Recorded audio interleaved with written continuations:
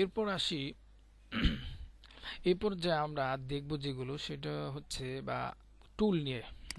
তো আমরা তো দেখলাম কিভাবে একটা পেজ সেট আপ করতে হয়, তারপরে ইন্টারফেসের বিভিন্ন অংশের নাম, হ্যাঁ, এবং ফিল স্ট্রোক নিয়ে কিভাবে ফিল স্ট্রোক চেঞ্জ করতে হয়, কালারটা পরিবর্তন করতে হয়, কালার চেঞ্জ এখান থেকে কালার চেঞ্জ করার ক্ষেত্রে কোন বিষয়টা মাথায় রাখতে হয়। এই এরপর আমরা দেখব টুলবার থেকে আমরা দুইটা টুলের কাজ আজকে দেখব। এক নম্বর হচ্ছে শেপ টুল। এই যে এটার নাম হচ্ছে শেপ টুল। তো এর ভিতরে অনেকগুলো টুল আছে, সেগুলো দেখানোর জন্য আপনার লেফট বাটন প্রেস করে রাখতে হবে। ক্লিক করে ধরে রাখলে দেন ভিতরের গুলা বের হয়ে আসে। তো এখানে টুলবারের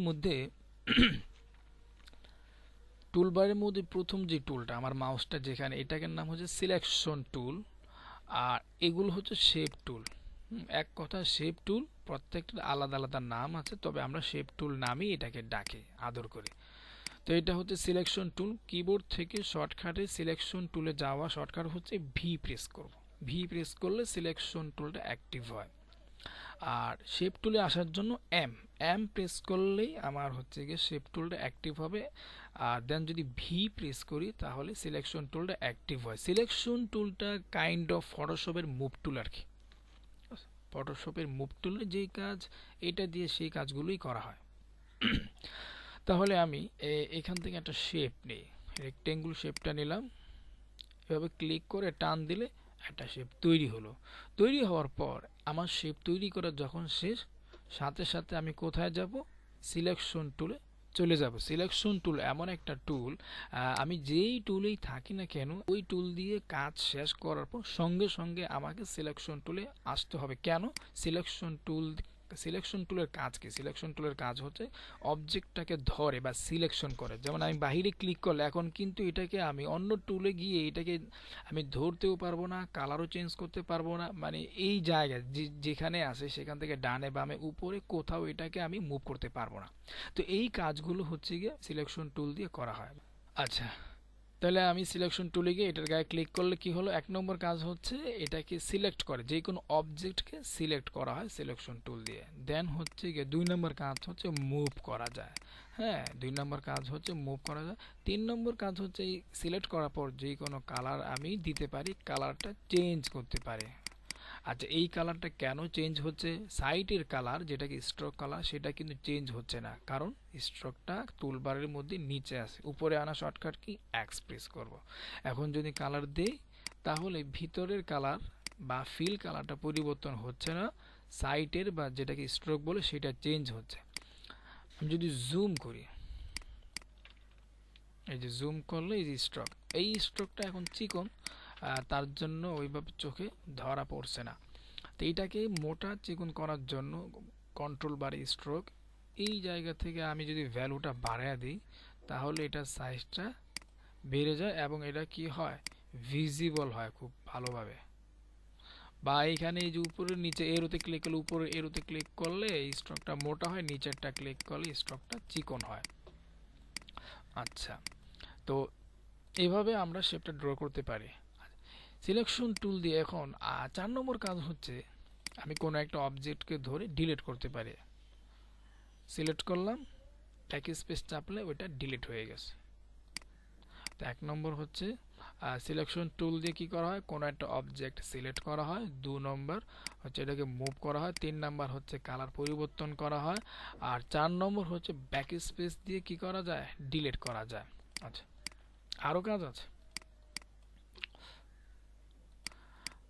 5 নম্বর হচ্ছে এটাকে রোটেট করা যায়। যেমন আমরা যখন এই মাউসটা যখন এই শেপের কাছাকাছি এই পজিশনে রাখলে, বেশি দূরে নয়, একদম কাছাকাছি কর্নারে এখানে রাখলে কিন্তু হবে না। এখানে এই যে কর্নার, এই কর্নারে হোক কিংবা আপনার উপরের বাম কর্নারে হোক বা নিচের কর্নারে থাকতে হবে। দেন কাছাকাছি একটু এই পজিশনে আসলে এটা রোটেট আইকনে কনভার্ট হয়ে যায়। এখন এই অবস্থায় লেফট বাটন প্রেস করে এটাকে আমি কি করতে পারি? ঘুরাইতে পারি কিংবা রোটেট করতে পারি। ঠিক আছে, তো 5 নম্বর কাজটা কি বললাম? রোটেট করা। আচ্ছা, পিছনে যাওয়ার জন্য বা আন্ডু করা, যে আমি চাচ্ছি যতগুলো কাজ করছি এই কাজগুলোকে রিমুভ করি, পিছনে যাব। আনডু করার shortcut control Z. Control Z যতবার প্রেস করব ততবার এটা কি হবে, পিছনের দিকে যাবে। মানে আমার প্রথম যে অবস্থা সেই অবস্থায় আমি ব্যাক যেতে পারবো। আচ্ছা, এটা হচ্ছে আনডু করার শর্টকাট। আবার যদি বলি যেখান থেকে পিছনে আসলাম সেখানেই যাব। এখন তো আসছি বর্তমান থেকে অতীতের দিকে, আর অতীত থেকে যদি বর্তমানের দিকে যেতে চাই সেক্ষেত্রে কন্ট্রোল শিফট জেড।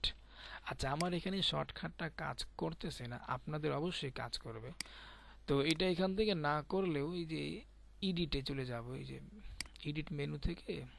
আচ্ছা, আমার এটা রিডু যে কোনো কারণে এই মানে এটা অ্যাক্টিভ না আর কি, বাট আপনাদের এটা অবশ্যই অ্যাক্টিভও থাকবে, আবার এটা কাজও করবে। তো আনডু করার শর্টকাট কন্ট্রোল জেড, আর রিডু করার অর্থাৎ অতীত থেকে বর্তমানে আসার শর্টকাট হচ্ছে কন্ট্রোল শিফট জেড। ক্লিয়ার? তাহলে সিলেকশন টুলের কয়টা কাজ করলাম। এরপর আরেকটা কাজ হচ্ছে এটা, এই শেপগুলোকে ছোট বড় করা যায়। এই পয়েন্টগুলো এটা আপনার কর্নার ধরেও করতে পারেন, এই যেগুলো ধরে আমরা ছোট বড় করতে পারি শেপটারে। ঠিক আছে? আরেকটা বিষয় হচ্ছে আমরা এভাবে কিন্তু ফ্রি হ্যান্ড রিসাইজ করতে পারি, মানে যে কোনো সাইজে শেপটাকে আমরা রাখতে পারি বা করতে পারি। বাট আমি যদি শিফট ধরি, শিফট প্রেস করে যদি এই কাজটা করতে চাই, তাহলে এটা কি হয়, রেশিও মেনটেন করে আমরা সাইজিংটা হবে। হ্যাঁ, ছোট করি কিংবা বড় করি, যেটাই করি সেই ক্ষেত্রে রেশিওটাকে সেভ করে আমার এই সাইজিংটা হবে। হ্যাঁ, সেমভাবে আমি যদি কোনো শেপ ড্র করার সময় নর্মালি তো আমি যে কোনো সাইজে এটাকে নিতে পারি, বাট শিফট ধরে রাখলে এটা প্রপোর্শন অনুযায়ী আমার শেপটা ড্র হবে, মানে হাইট উইথ সব দিকেই সমান, স্কোয়ার, একদম পারফেক্ট স্কোয়ার শেপ পাই। তো সেই ক্ষেত্রে শিফট ধরতে হবে। এরপরে পরের শেপগুলোও দেখি। তারপর হচ্ছে রাউন্ড রেক্টেঙ্গুল, এটাও সেম এই ধরনের শেপ পাই। এইভাবে নিলে একরকম, আর এইভাবে। তো আমি যদি শিফট ধরি তাহলে কি হবে, এটা প্রপোর্শন অনুসারে ড্র হবে। ঠিক আছে? দেন হচ্ছে গিয়ে এটার ভিতর আর কি আছে, ইলিপস বা যেটাকে আমরা সার্কেল বলি। দেখেন এটা এইভাবে কিন্তু ওভাল বা ডিমের আকৃতি হয়ে গেছে। শিফট ধরলে একদম পারফেক্ট সার্কেলটা ড্র হয়। ব্যাক স্পেস চাপলাম, ডিলিট হয়ে গেল। দেন তারপরে শেপ হচ্ছে পলিগনাল, মানে বাহু বিশিষ্ট। এখানে কয়টা বাহু দেখেন, এটার জন্য শিফট ধরতে হয় না। হ্যাঁ, এটা অটোমেটিক্যালি নিচ থেকে তার রেশিওটাকে ধরেই মানে ড্র হয় আর কি, রেশিও নষ্ট হয় না। তো ড্র করলাম, এখন আমি ছাড়ি নাই, মানে লেফট বাটনে প্রেস করে রাখছি। এই অবস্থায় যদি আপনি আপ এরো প্রেস করেন, দেখেন এটা সংখ্যাগুলো বাড়ে। হ্যাঁ, আর যদি ডাউন এরো প্রেস করি তাহলে এর বাহু সংখ্যাগুলো কমে। আপ এরো প্রেস করলে বাড়ে, আর নিচেটা প্রেস করলে সংখ্যাগুলো কমে। এইটাই সর্বশেষ, এর নিচে আর যাবে না। তো এই ধরনের শেপ আমরা তৈরি করতে পারি। আচ্ছা, তারপরে শেপটা হচ্ছে স্টারটাও যখন আমি ড্র করব, এইটার মধ্যেও আমাকে শিফট ধরতে হয় না। তো পলিগন আর স্টার এই দুই শেপের মধ্যে ড্র করলে আপনাকে শিফট ধরতে হবে না, অটোমেটিক্যালি এটা প্রপোর্শন অনুযায়ী আপনার ড্র হবে। ঠিক আছে? আর আপ এরও যদি প্রেস করি সংখ্যাগুলো বাড়ে। দেখেন স্টারের সংখ্যাগুলো, স্টারের যে মাথাগুলা এগুলো ইনক্রিজ হয়, আর ডাউন এরও প্রেস করলে এটা কি হয়, ডিক্রিজ হয়। সর্বশেষ ট্রাইঅ্যাঙ্গেল। ক্লিয়ার বিষয়টা? আচ্ছা, তো এই হলো ড্র করা। এখন প্রথম শেপের মধ্যে যতগুলো কথা আমি বললাম, অর্থাৎ এখানে এই সিলেকশন টুল দিয়ে আপনার সিলেক্ট করা হয়, রোটেট করা হয়, কালার চেঞ্জ করা হয়, সাইজ ছোট বড় করা হয়, তাই না? এই প্রত্যেকটা কথা পরের প্রত্যেকটা শেপগুলোর মধ্যেও সেম। এই জন্য একটার মধ্যে বলছি, বাকিগুলোর মধ্যে বলি নেই। ঠিক আছে? এই সবগুলোর মধ্যে সেম কথা। তাহলে এই ছিল আমাদের শেপ টুলের কাজ এবং সিলেকশন টুলের কাজ। সিলেকশন টুলের শর্টকাট কি, ভি। আর শেপ টুলের শর্টকাট কি, শর্টকাটটা হচ্ছে এম। আর স্ট্রোকটাকে নিচে এবং ফিলটাকে উপরে আনা, যেটাকে সোয়াপ বলা হয়, এটা শর্টকাট হচ্ছে কিবোর্ড থেকে এক্স প্রেস করব, ঠিক আছে? কিবোর্ড থেকে এক্স প্রেস করলেই কালারটা সোয়াপ হবে স্ট্রোক অ্যান্ড ফিলের মধ্যে।